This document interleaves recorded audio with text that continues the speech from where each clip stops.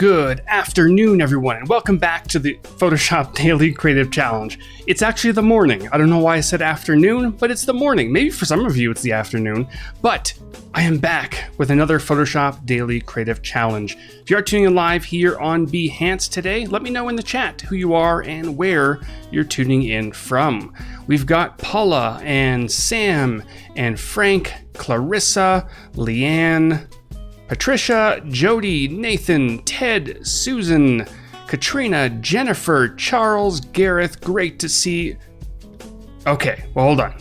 Noor, sound okay. Okay, Noor scared me.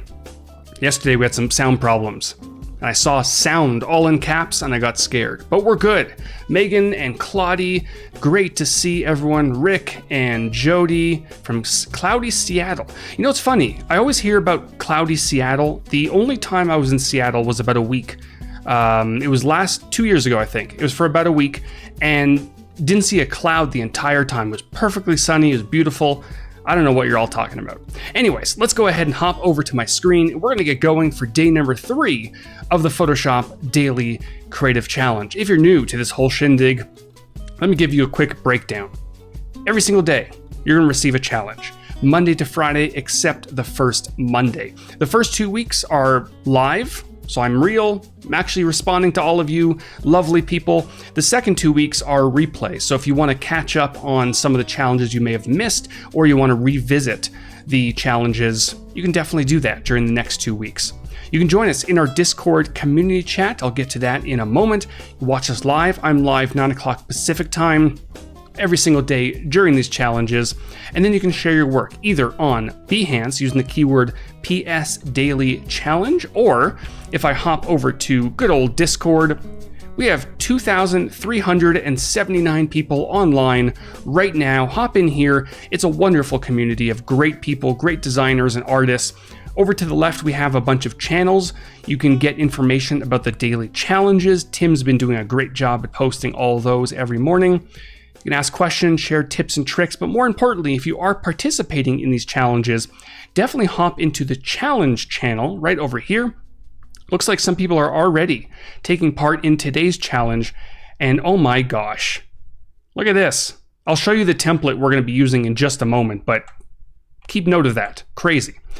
A unicorn, or whatever this thing is. It's a beautiful creature. Don't know what it is. I think it's a unicorn. No, maybe it's not. I don't know. And a lot of people are participating in the neon challenge from yesterday. Look at this cute dog. Isn't that cute?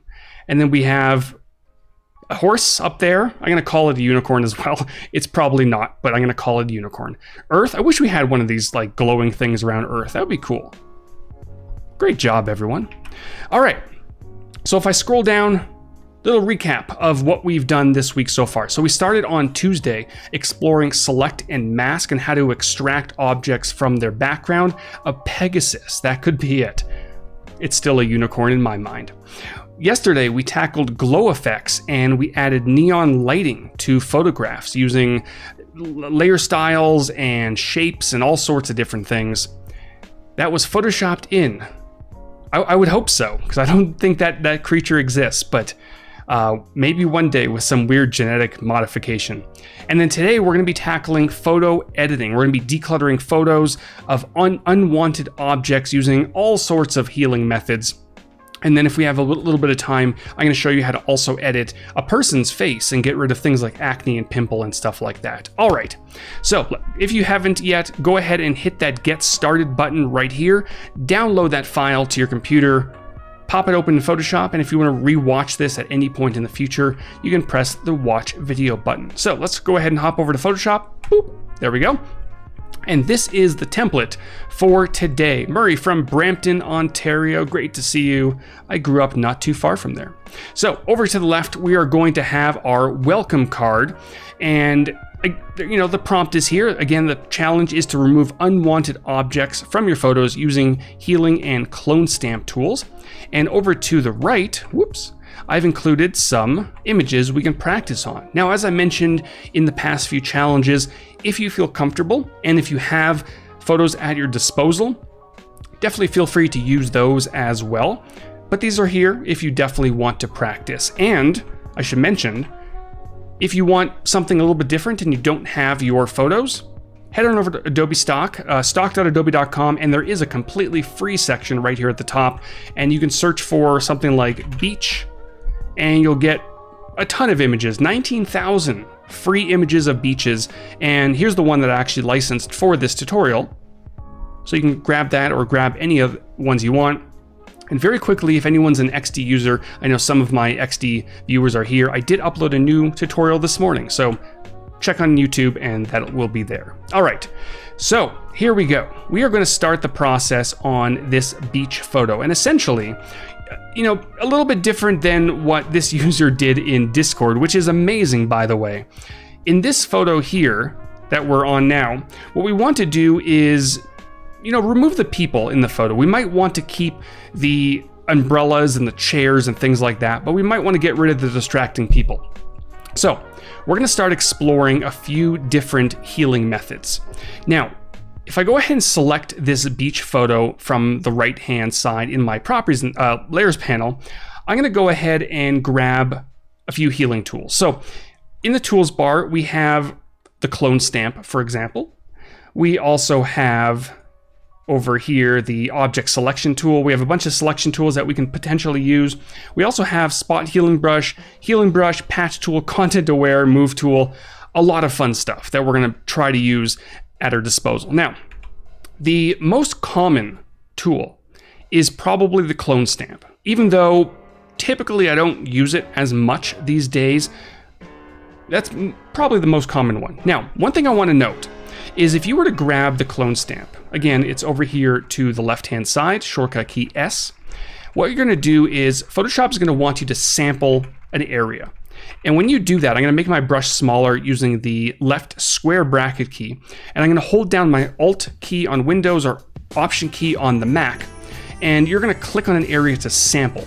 And essentially, you're basically telling Photoshop that it's going to sample that area, and you'll be able to use that sample to heal out or clone out the subject. And you can right-click to access your brush panel, make it softer or harder. In this case, a softer brush should work well. And if you sample and then start brushing, you're gonna notice it clones that person out, right? Looks great. However, what we just did there is very, very destructive. As you can tell in the layers panel, we still have one layer. So if we wanted to go back and put that person back in there, can't really do that unless we undo. But if you close the document, open it up again, you're out of luck. So instead, what I recommend as much as possible is to work on new layers. So right at the bottom of your layers panel, you can go ahead and create a new layer, this plus button right down here.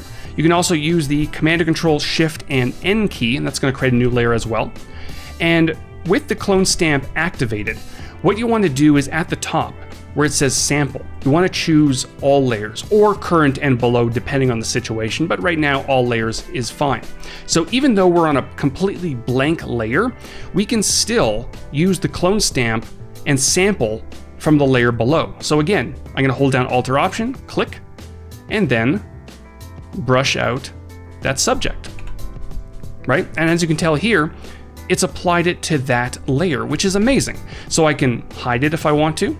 I can show it. I can also apply layer masks, and we might get to that in a moment. Let's do one more using the clone stamp. Again, holding down Alt or Option to sample, and it's usually a good idea to create a new sample as you're getting to new areas. If I were to keep, even though in this beach photo on the water, it's probably going to be fine if I still use that same sample.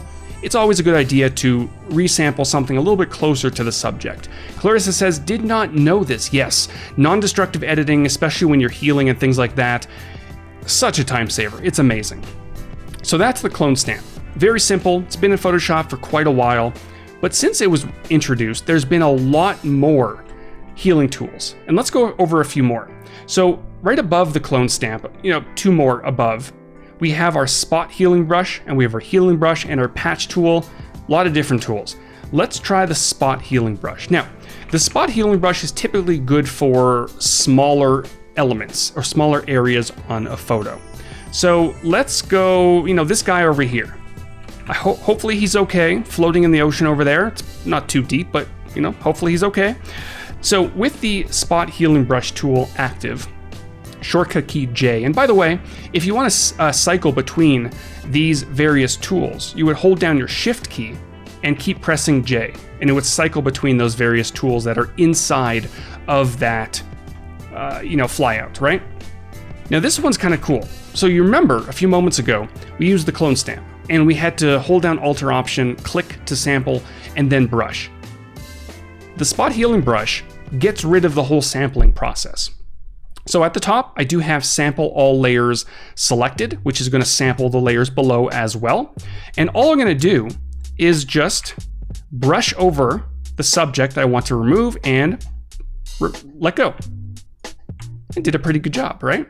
And there's a bunch of different things you can do with coloring if things don't match that well, but for the most part, it looks pretty good. And I can brush over this one over here and it removes it. Fancy, right? So essentially what's happening is when you brush over top of that subject, Photoshop is going to automatically look around your sample, or in this case, it's a brush, right? It's going to look at all the different pixels that's around there, the textures and the colors and all that fun stuff, and it's going to apply that to the best of their ability, or its ability, I don't know what Photoshop is, to the subject, and it's going to heal it out really nicely. So again, it's good for smaller areas. I can just brush like this. I can also, just like I did with my brush, increase the hardness if I needed to. And you're going to see this if we get to the example with the person with acne. It's very simple to just brush out these areas. Now, there is also the healing brush tool. Now, this works very similar to the clone stamp, but it uses content-aware fill and content-aware technology to give you a much better healing, right? So if I make my brush smaller one more time and make it nice and soft, this one, if I were to simply start to brush, it's going to look for a sample. So I'm going to hold down Alt Option, click, and then sample away. And you're going to notice as I'm doing that, it's actually, it's not necessarily taking the sample and putting it on top of that subject. It's actually, healing to the best of its ability. So it's, making sure it blends really nicely in addition to using that sample. So I'm going to sample this area here and brush, and there's going to be so many different scenarios where the healing brush may work better than the clone stamp, and the clone stamp may work better than the spot healing brush. And a lot of it is just, sampling an area and brushing and seeing what happens. And you can go back and forth between so many different tools until you find the one that works best. But you can kind of see what's happening, right? The colors are changing so that things are blending in really nicely. And as you continue brushing, even once the subjects are gone, you're going to notice it's really, trying its best to blend that area quite nicely. And if we zoom out, it's looking pretty good. There are a few different areas where we might want to smooth it out just a touch more, but for the most part, it's looking good. Should each subject be on a separate layer? You could, Ted, but what's nice is, that all that data is still there. So I could add a layer mask right here at the bottom. We talked about layer masks yesterday. So I can add that layer mask, and with a black brush, I can brush with my B key. I can brush some of those subjects back in. So you can absolutely, especially if you're working on, very intense and, high definition projects, you can absolutely put them on separate layers. It depends.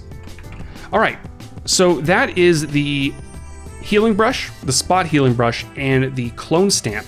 Another tool that I find very useful sometimes is right in here, the patch tool. And with the patch tool, as of a few years ago, it has a content aware option, which is wonderful, right? So what we're gonna do is, if you're familiar with the patch tool, you want to basically use a marquee selection to, trace over. That's the word I'm looking for. Trace over the subject. So this woman here, I'm going to trace over her, and I'm going to leave room on the edges, right? I don't want to go right to her body because that won't give Photoshop enough data to use. It might work in some cases, but you want to give a little bit of a border there. And you can use the patch tool or the marquee tools to create this selection as well. And once you do that, you're going to notice this little icon, right? And that's letting you know that you want to drag this selection to an area that contains data that you want to replace your subject with. So let me explain that. If I were to grab this selection and drag it to this area here, I'm going to tell Photoshop to sample this area, this new area that I'm dragging on top of, and use that data to heal out our subject, right?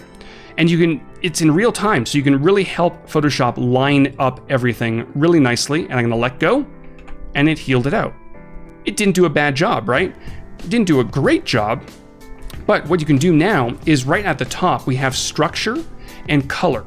And as you can tell by the little tooltips, it adjusts how strictly the source structure is preserved. So things like that. If we want more flexibility on the color, if I undo this, I can go to, let's try 7, drag this over. So the color blends a little bit more nicely. Structure probably won't work in this situation. Probably don't want to bump it up, but it's not bad. Right? And then of course, once you've done this and you get rid of your larger objects, then you can grab, let's say, the healing brush tool and just kind of blend out those edges, just to kind of rough it up a little bit, just so it doesn't look like something was there, right? There we go. Perfect. Now we can do the same thing for this guy over here. So one more time, patch tool, just draw around him like this, leaving a little bit of room. There is a bit of a shadow there, so I'm going to include that. And then I'll drag it to an area. Let's go this way. And there he goes. He's gone. Again, you can use your healing brush tool to, rough it up and blur it out a little bit, but it works pretty well. All right, let's take a look at another example.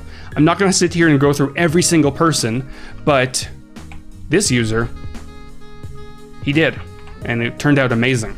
So in this, actually not this one, we'll get to that one shortly. But in this photo here, it's a great photo, but we might want to remove the woman walking up the stairs, because maybe it's a photo for a real estate company or something like that, and just took it at the wrong time. So very similar to our last example, we are going to create a new layer to work non-destructively on. And we can start at the bottom of this photo and essentially try out various tools. So if we hop into our clone stamp, shortcut key S, we can go ahead and sample this. Let me really zoom in here. We can sample this area with the cracks on the concrete. And I love the way that Photoshop really shows us in real time what, how things are going to line up and what it's going to be sampling. And I can just kind of brush it away. So I can go over here, brush this away, and it looks pretty good.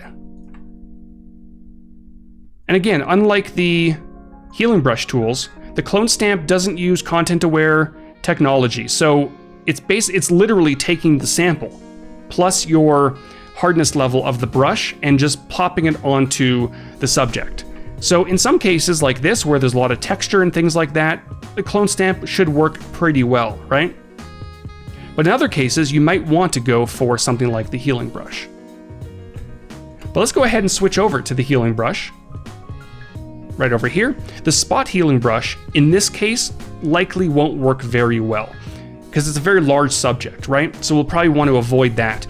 But if we go to the healing brush tool, which allows us to sample an area, just like the clone stamp, holding an Alt Option, clicking, you're going to notice it's a little bit different this time. It takes longer for that subject to disappear, but Photoshop is doing its best to really blend it in quite nicely and make sure that, it doesn't look exactly like the sample, but it also has some of the same textures and colors and things like that.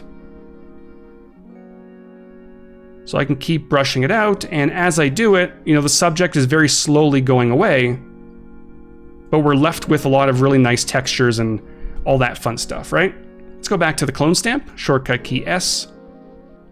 And sometimes it might be good to start with the clone stamp just to get the bulk of the subject out of the photo, and then switch over to the healing brush so you can blend a little bit nicer, right? So this area here, it doesn't look bad, right? But if I go to my healing brush now, I can just kind of brush over top of it just to get some variation. Because one thing you'll definitely notice when you're using the clone stamp, because it's literally taking the sample and popping it on top of the subject, you'll notice a lot of repetition sometimes. Patterns will be repeated and things like that. You may not want that. So using the healing brush, it's going to help you avoid some of that.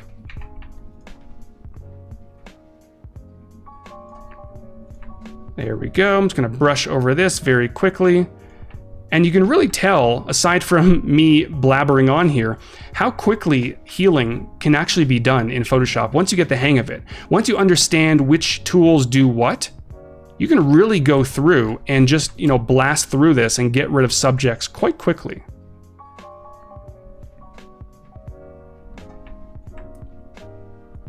All right. So hopefully by now you're all getting the idea and you're all kind of figuring out which tools do what. And you can switch again. I'm going to switch over to my healing brush, shortcut key J. There we go. So if I zoom out, I didn't finish the entire thing, but you can definitely, see an improvement. Now, zooming out is always a good idea because when you're zoomed in, things look sometimes better than they actually are. But when you zoom out, you can start to see a little bit of imperfection, maybe in this area here. So I'm going to just grab my healing brush and brush over top of that just to help kind of blend that out a little bit, right? There we go. Perfect. Looking pretty good. Got a little bit of a, her head's kind of poking up at there. We'll get to that if I had a little bit more time. But I do want to touch on one more example, and that is this one here. And, we've all kind of been in this situation. We've got things on our face that we might not necessarily want. Taking professional photos and, woke up with a zit or something like that. Same techniques apply here. I'm going to create one more new layer. And, for acne and zits and things like that, we probably want to go for the spot healing brush. I'm going to make it a little bit larger, zoom on in, and simply click. There we go. And click, and click, and click. And sometimes, depending on what's around it, you might have to click a few times. You might have to click and drag. You might want to increase the hardness a little bit. But look how quickly you can actually go through and start healing out imperfections on someone's face. And if you find areas where there's just too much going on, then that's an area where you might want to switch over to the healing brush so you can actually sample, so that you're really instructing Photoshop what to use when you're healing, right? And you don't have to be perfect. You can leave a few behind, because none of us are perfect. But the healing brush works really well here because it'll also look at the skin texture, it'll look at the color, and it'll really do a pretty good job at getting rid of a lot of that acne and pimple, right? And I'm just kind of rushing through it, but you're really noticing what an improvement it's done. And if I zoom out and I turn off this layer and turn it back on, not too bad. So let me finish up in the last few minutes. Just go through.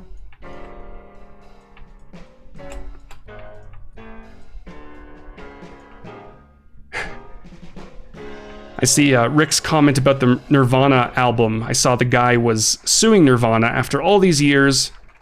I don't know what to think about that. That's quite interesting. I did also see another question somewhere. While I have a second, I thought I saw a question. Maybe not. Possibly not. Oh, what kind of microphone do you use? I use the Shure SM7B. It's this guy, you probably can't see it. It's kind of tied down to the boom arm, but it's a wonderful microphone, and I'm using Wirecast, and they have a mixer in there, so I have some noise reduction and a bunch of different things going on in Wirecast to, further amplify my voice, and hopefully it's coming through okay. I know yesterday we had some audio problems, but a good old restart solved that quite quickly. All right, There we go. And of course, there are neural filters like I showed on Monday, I believe, that can help smooth out the skin. So if I very quickly convert this to a smart object by selecting both of these, we're going to go over smart objects in a, is it tomorrow or the day after? One of these days, we're going to go over smart objects. But if I go to our neural filters, like I showed you on Monday, there is a skin smoothing option. Now, some of you may not like skin smoothing. Some of you do, but it does a pretty good job, and it also keeps a lot of that texture of the person's skin. And of course, you can dial it in, you can dial it back a little bit if you want to, adjust smoothness and things like that. But it looks pretty good. All right, that is going to wrap it up for today. A big thank you to everyone who has tuned in live. Anika and Marcia and Steve and Sam and Mercurial. I love that name, it's a great name. Rick and Steve and Charles and Lena. Great to see you all. Stick around. We have, who do we have next? We have Lauren Jones coming up in just a few, or is it today? Hold on. Or is it Christina? Is Christina back again? I don't know.